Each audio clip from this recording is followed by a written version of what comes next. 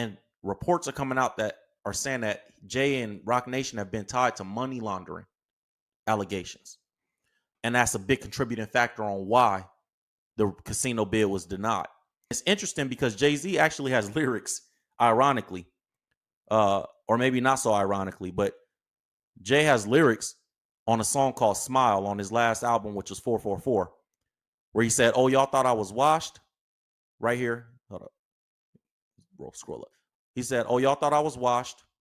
I'm at the cleaners, laundering dirty money like the Teamsters."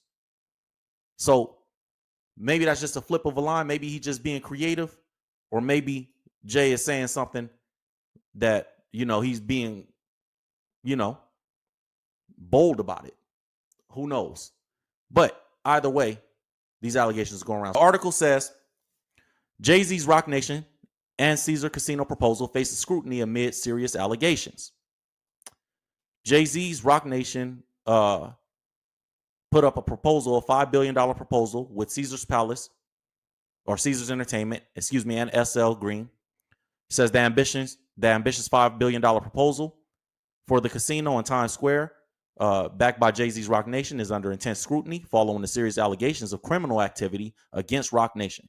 Critics are questioning the wisdom of Caesar Entertainment's partnership with the company now associated with claims of money laundering, racketeering, and human trafficking. Serious allegations against Jay-Z's Rock Nation are here. Recent legal filings have brought to light troubling accusations against Rock Nation, including a lawsuit by Terrence Dixon, which alleges that the company has engaged in a pattern of criminal behavior. The lawsuit details claims of money laundering and racketeering, suggesting that Rock Nation personnel coordinated financial cover-ups and laundered illicit proceeds through corporate accounts. This has raised alarms among community members and stakeholders regarding the potential implications for the proposed casino. This is like an episode of Ozarks, man.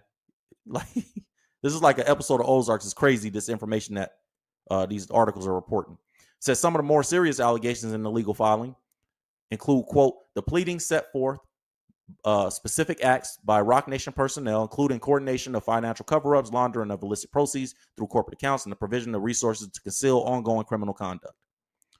The Broadway community has emerged as one of the most vocal opponents of Jay-Z's casino project. Critics argue that the casino could exacerbate existing issues of congestion and crime in Midtown Manhattan. They fear the association with Rock Nation, which is now perceived by many as a criminal organization, could turn the casino into a beacon for gangs and crimes, further complicating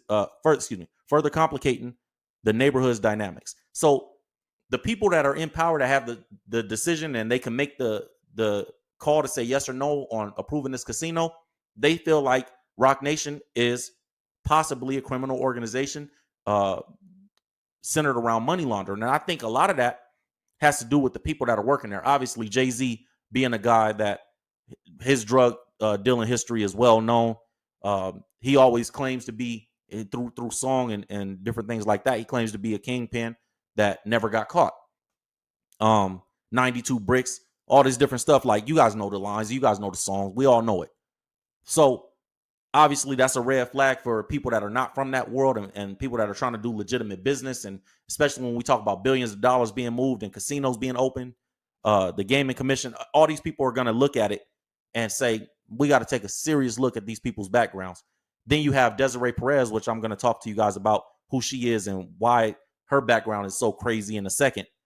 But you have these people, the people working there, and then Juan Perez, who's Desiree Perez's husband. Like, all the people that work with Jay come from that world, allegedly. Like, so the people surrounding him, as well as him, make it look crazy. A public hearing held recently highlighted the divide in opinions regarding the casino's proposal. Supporters argued that the project would create jobs, boost tourism, enhancing Times Square's status as a global entertainment hub. However, opponents, including Broadway leaders, warned that Rock Nation affiliated casinos could harm the character of the area and lead to increased crime rates. Instead of a global entertainment hub, the casino would instead serve as a human trafficking and money laundering front, opponents argued. That's crazy. So people that are down there saying, they say, man, you don't want to just start this casino. Y'all trying to launder money or human traffic. Something's going on behind the scenes. And with everything that's happened, obviously with Diddy and that case and everything that's been happening in the news with Epstein and all the other stuff that's been going on, you want to be on the right side of history, I'm assuming, if you're one of these Broadway people or one of the people that have a say-so. You don't want to be one of the people that voted yes, and it turns into something else later. So they're being extremely critical, and they don't want this to happen.